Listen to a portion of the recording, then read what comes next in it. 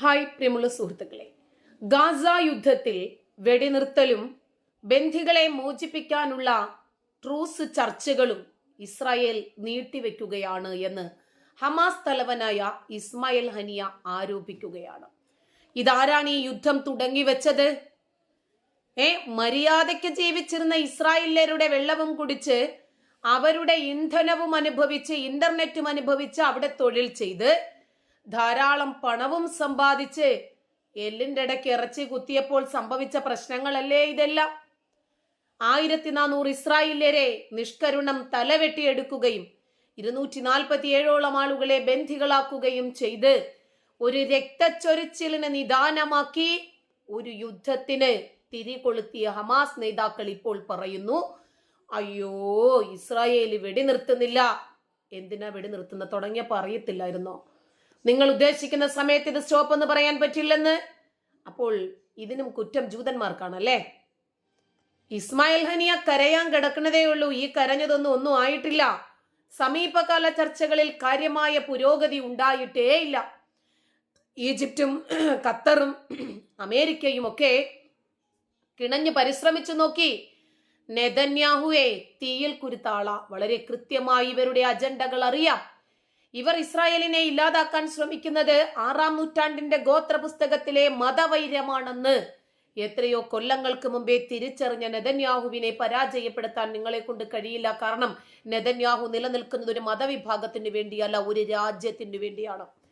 ആ രാജ്യത്തുള്ള ജനങ്ങൾക്ക് നിർഭയം ജീവിക്കാനുള്ള സ്വാതന്ത്ര്യത്തിന് വേണ്ടിയും അവരുടെ സുരക്ഷയ്ക്ക് വേണ്ടിയുമാണ് നെതന്യാഹു നിലനിൽക്കുന്നത്. അതുകൊണ്ട് ഒരു ഇസ്മായിൽ ഹനിയയ്ക്കും ഇസ്രായേലിനെ പരാജയപ്പെടുത്താൻ കഴിയില്ല.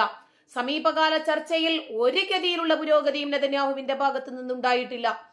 സയനിസ്റ്റ് അധിനിവേശം ധാർഷ്ട്യത്തോടെ നീട്ടിക്കൊണ്ടു പോകുന്നത് തുടരുകയാണ് എന്നാരോപിക്കുമ്പോൾ ആരാണ് ധിക്കാരികൾ, ആരാണ് ധാർഷ്ട്യക്കാർ, ആരാണ് ചോരക്കൊതിയന്മാർ, ആരാണ് യുദ്ധക്കൊതി പൂണ്ട് ഭ്രാന്തെടുത്ത് നടക്കുന്നത് എന്ന് ആർക്കാണ് അറിയാത്തത്?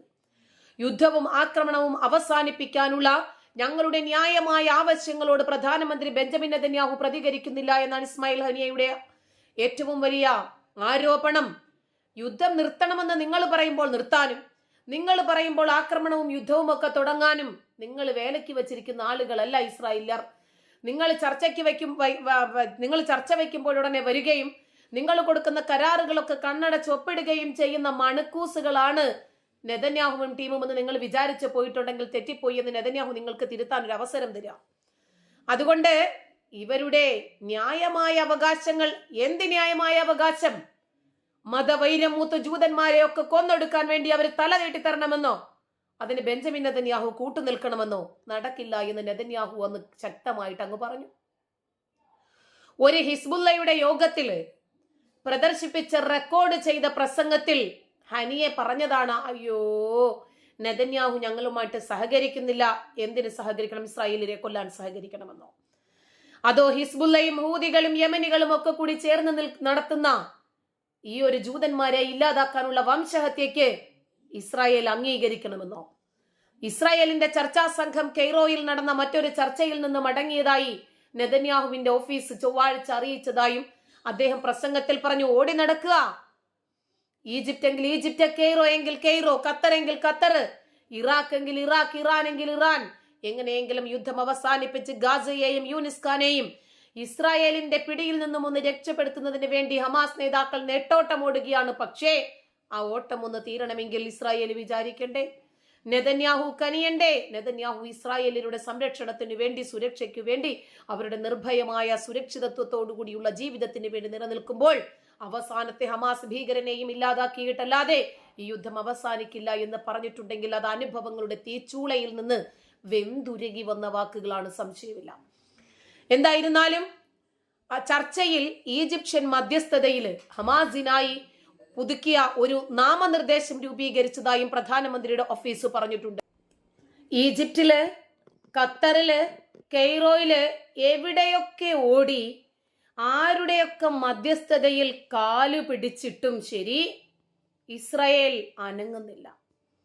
നെതന്യാഹുവിനൊരു ചലനവുമില്ല.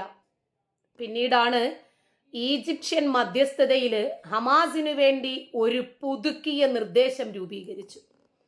പ്രധാനമന്ത്രിയുടെ ഓഫീസ് തന്നെ പറഞ്ഞതാണ് നെതന്യാഹുവിന്റെ. പക്ഷേ ഗ്രൂപ്പിന് പുതിയ നിർദ്ദേശങ്ങളൊന്നും അയച്ചിട്ടില്ല എന്ന് ഹമാസിന്റെ മുതിർന്ന ഉദ്യോഗസ്ഥൻ ബാസേം നൈം ചൊവ്വാഴ്ചയെന്ന് വെളിപ്പെടുത്തിയിട്ടുണ്ട്. വെടിനിർത്തലും തടവുകാരുമായിട്ടുള്ള കൈമാറ്റ ഇടപാടും സംബന്ധിച്ച് മധ്യസ്ഥരിൽ നിന്നോ ഇസ്രയേലിൽ നിന്നോ ഒരു നിർദ്ദേശവും പ്രസ്ഥാനത്തിന് ലഭിച്ചിട്ടില്ലെന്നും അദ്ദേഹം പറഞ്ഞു. സ്ഥിരമായ വെടിനിർത്തൽ, ഗാസ മുനമ്പിൽ നിന്ന് ഇസ്രായേൽ പൂർണ്ണമായി പിൻവാങ്ങൽ, കുടിയിറക്കപ്പെട്ട ഗാസക്കാരുടെ തിരിച്ചുവരവ്, സഹായത്തിന്റെ തടസ്സമില്ലാത്ത പ്രവേശനം, യുദ്ധത്തിൽ തകർന്ന പ്രദേശത്തിന്റെ പൂർണ്ണമായ പുനർനിർമ്മാണം, മാന്യമായ തടവു പുള്ളികളുടെ കൈമാറ്റ കരാർ, ഇതൊക്കെയാണ് ട്രൂസ് ചർച്ചകളിലെ വിഷയങ്ങൾ.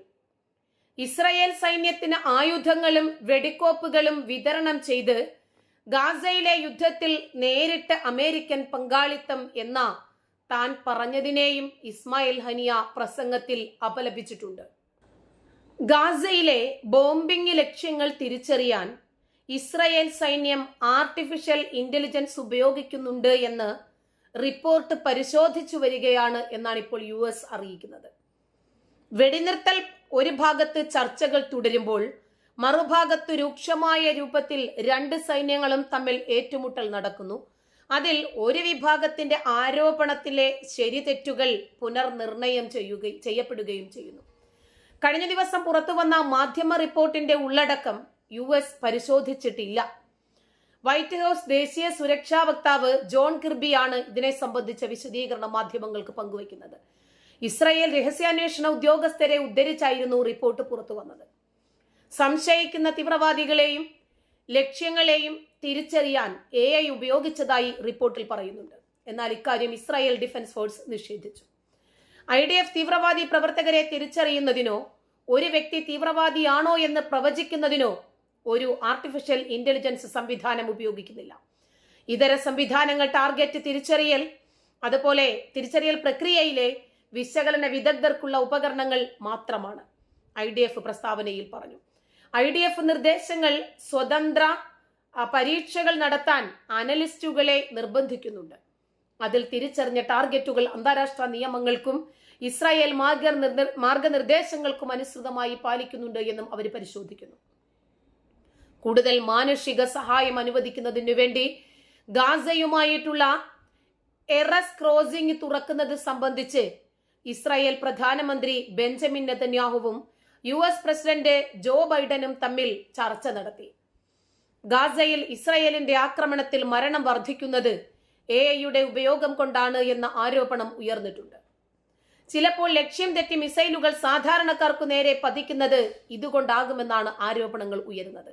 ഇതേസമയം മേഖലയിലെ സംഘർഷത്തിൽ അയവ് വരുന്നില്ലെങ്കിൽ ആഗോള എണ്ണ വ്യാപാരത്തിൽ ഇനിയും വില വർധനവ് ഉണ്ടായേക്കുമെന്നാണ് വിലയിരുത്തൽ.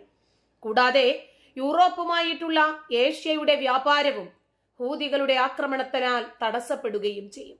ഇത് ആരാണോ തുടങ്ങി വെച്ചത് അവർക്ക് തന്നെ വിനയാകുന്നു. ഇസ്രായേൽ സൈന്യം ലോകോത്തരം മികച്ച മൊസാദിന്റെ സൈന്യമാണെന്ന് നമുക്കറിയാം. രഹസ്യങ്ങൾ ചോർത്തിയെടുക്കാനും ശത്രുക്കളെ ഇല്ലായ്മ ചെയ്യാനും ഇസ്രായേൽ എപ്പോഴും മുൻപന്തിയിൽ ഉണ്ടാകുന്ന രാജ്യമാണ്. അതുകൊണ്ട് അവർക്ക് ഉന്നം തെറ്റില്ല. ഇനിയും ഹമാസുകാർ അവരുടെ മിസൈലുകൾ ഉന്നം തെറ്റി ഗാസയിലെ സാധാരണ ജനങ്ങളുടെ നേർക്ക് പതിക്കുന്നതിനും ഇസ്രായേലിനെ കുറ്റം പറഞ്ഞിട്ട് കാര്യമില്ല. നന്ദി.